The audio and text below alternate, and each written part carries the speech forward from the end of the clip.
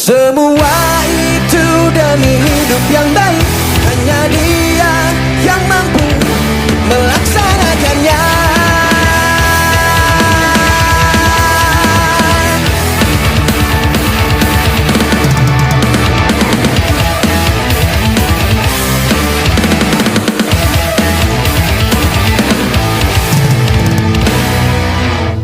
Orang pun datang dan akan kembali, kehidupan kan jadi satu. Di kehidupan yang kedua akan menjadi lebih indah.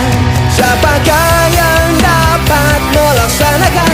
Sekarang berusaha mewujudkannya.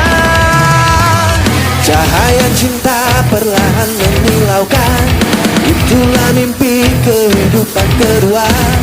Mimpi itu dari mana datangnya? Jawabnya ada di ujung langit.